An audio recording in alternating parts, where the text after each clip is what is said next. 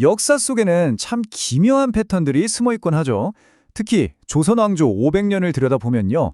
정말 끔찍한 패턴이 하나 보입니다. 왕들의 목숨을 앗아간 게 칼이나 독이 아니었어요. 바로 너무나도 흔한 종기였습니다.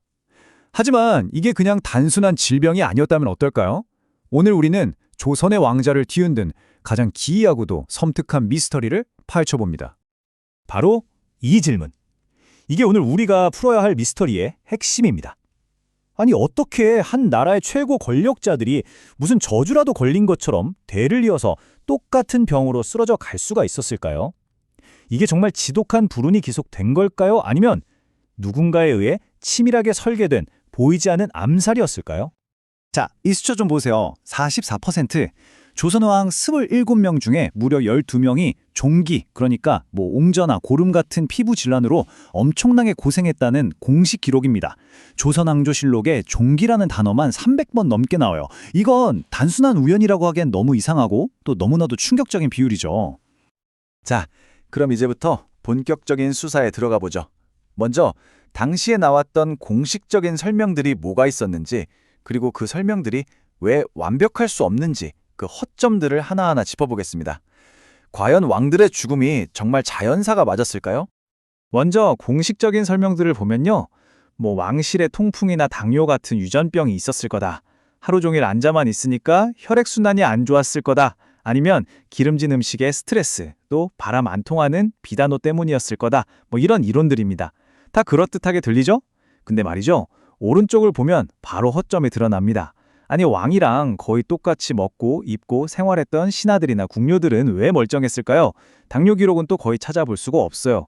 그리고 무엇보다 이상한 건 왜 하필 왕한테만, 그것도 정치적으로 아주 중요한 시기에만 집중적으로 병이 생겼냐는 겁니다. 이게 가장 큰 의문점이에요. 그래서 여기서 정말 충격적이고 어찌 보면 좀 섬뜩한 가설이 등장합니다. 바로 생물학적 테러입니다. 이게 뭐냐면요. 왕들이 그냥 우연히 병에 걸린 게 아니라는 거예요. 힘이 센 신하들이 왕의 침구나 음식에 몰래 황색 포도상구균 같은 세균을 묻혀서 병을 만들었다는 주장입니다. 종기라는 병 자체를 왕을 제거하기 위한 완벽한 정치 무기로 사용했다는 거죠. 자, 그럼 왜 하필 세균이었을까요? 생각해보면요. 이거 정말 완벽한 암살 도구입니다. 일단 눈에 안 보이잖아요. 증거가 남질 않아요. 독살처럼 티가 나는 것도 아니고 그냥 시름시름 앓다가 병으로 죽는 것처럼 보이니까요. 게다가 당시엔 왕이 병들면 하늘의 뜻이다. 천명이 다 했다고 생각했으니 정치적인 책임을 피하기도 너무 쉬웠죠. 심지어 당시 의사들조차 종기의 원인을 외부에서 온 독기운 정도로 생각했으니까 범인들의 증거를 없애는 건 식은 죽 먹기였을 겁니다. 자, 이제부턴 우리가 역사 탐정이 되는 겁니다. 구체적인 사건 파일들을 하나씩 열어보면서 이 대담한 가설을 뒷받침할 증거가 정말 있는지 왕들의 기록 속으로 직접 한번 들어가 보시죠. 첫 번째 파일은 아주 흥미로운 예외 사례, 바로 인조입니다. 그 많은 왕들이 종기로 고생했는데 유독 인조만 종기 관련 기록이 거의 없어요. 왜일까요? 인조는 우리가 알다시피 인조 반정을 통해 신하들이 왕으로 만든 사람이죠. 다시 말해 신하들에게 위협이 되는 존재가 아니라 자기들의 권력을 지켜주는 그들의 왕이었던 겁니다. 이 가설에 따르면 공격할 이유가 없으니 표적이 될 일도 없었다는 거죠. 이 예외가 오히려 규칙을 증명하는 셈입니다. 다음 사건 파일은 비운의 왕, 효종입니다. 이 타임라인을 한번 보세요. 와, 이건 정말 소름이 돋을 정도로 타이밍이 기가 막힙니다. 1659년 3월, 효종이 자기의 정족이었던 서인과 노론 세력을 향해서 내가 먼저 쳐야겠다고 사실상 선전포고를 합니다. 그런데 바로 다음 달 4월에 등에 갑자기 거대한 종기가 생겨요. 그리고 5월 23일 종기가 터지고 나서 고작 9일 만에 허무하게 세상을 떠납니다. 이게 과연 우연의 일치일까요? 우리가 보통 효종하면 북벌을 꿈꾼 왕으로만 알고 있잖아요. 그런데 말이죠. 이 자료에 따르면 그 북벌의 진짜 타겟이 청나라가 아니었다는 겁니다.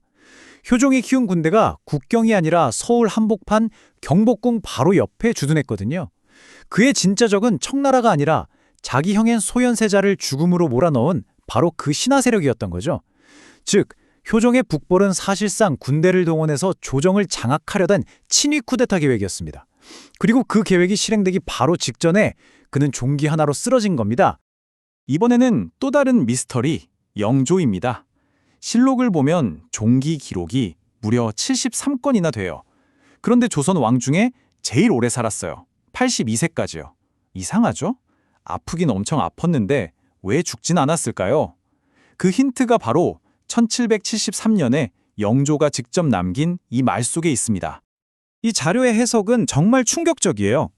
영조가 가장 아팠던 왕이 아니라 사실은 가장 오랫동안 아픈 연기를 했던 왕이라는 겁니다. 영조는 형인 경종의 죽음과 관련해서 정통성이 좀 약했잖아요. 그래서 평생 나는 이렇게 몸이 약하지만 나라를 위해 애쓰는 왕이다 라는 이미지를 보여줘야만 했던 거죠. 실제로는 별거 아니었거나 아프지 않았는데도 계속해서 아프다고 연기하면서 권력을 유지했다는 겁니다. 50년 동안 이어진 살아남기 위한 정치적 퍼포먼스였던 셈이죠. 자, 이제 이 생물학적 무기의 첫 번째 희생자로 지목되는 왕, 바로 연산군을 만나보겠습니다.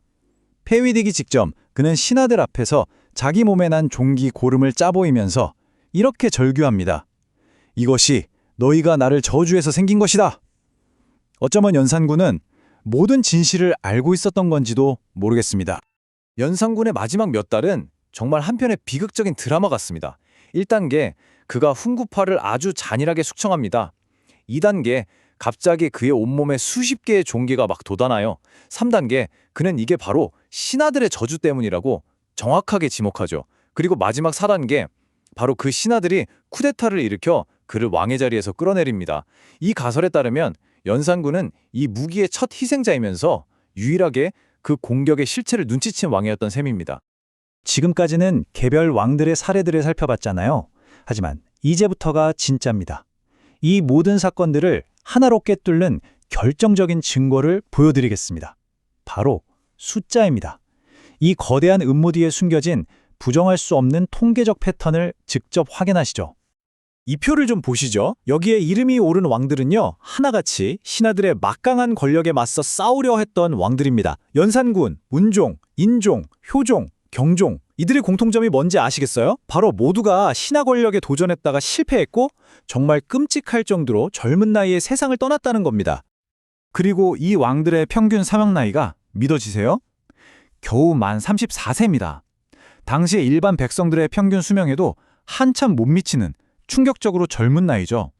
신하들에게 도전했던 왕들의 끝은 이렇게나 일관되게 비참했습니다. 자, 이 막대 그래프는 모든 걸 말해줍니다. 한눈에 딱 들어오죠? 맨 왼쪽, 신하들하고 잘 지냈던 왕들.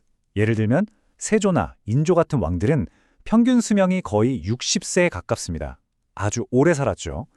그런데 맨 오른쪽, 신하 권력에 맞섰던 왕들의 평균 수명은 고작 34세입니다. 왕조 전체 평균인 46세와 비교해도 엄청난 차이예요. 이 그래프가 뭘 의미할까요? 조선 왕조에는 냉혹한 생존 공식이 있었다는 겁니다. 신하들과 손을 잡으면 오래 살고 그들에게 맞서면 일찍 죽는다. 정말 극명하게 보여주죠. 이제 모든 조각들이 맞춰졌습니다. 모든 증거들을 종합해서 이 500년이나 묵은 범죄에 대한 최종 결론을 내릴 시간입니다. 이것은 단순한 질병의 역사가 아니라 보이지 않는 세균을 이용한 잔혹한 권력 게임의 역사였습니다. 결국 핵심은 이겁니다. 조선의 왕자는 하나의 섬뜩한 생물학적 공식으로 통제되었다는 거죠. 외부의 균, 즉 권력을 쥔 신하 세력과 그들의 무기였던 내부의 균, 바로 박테리아. 이 보이지 않는 두 균이 왕의 운명을 결정했던 겁니다. 그리고 바로 이 문장이 그 공식을 완벽하게 요약해줍니다. 외부의 균과 손을 잡은 왕은 내부의 균으로부터 보호받았다. 외부의 균과 싸운 왕은 내부의 균에 의해 제거되었다. 왕의 건강과 수명이 그의 정치적인 선택에 따라 결정됐다는 것. 이것이 바로 조선 500년 권력사의 가장 냉혹하고도 비밀스러운 법칙이었습니다. 오늘 우리가 살펴본 이야기는 우리가 배우는 역사가 어쩌면 기록된 그대로가 아닐 수도 있다는 사실을 보여줍니다. 가장 흔한 질병 기록 뒤에 이렇게 거대한 정치적 음모가 숨어 있었던 것처럼 우리가 알고 있는 역사의 페이지 속에는 아직 발견되지 않은 또 어떤 비밀 무기들이 묻혀 있을까요? 한 번쯤 생각해 볼 문제가 아닐까 싶습니다.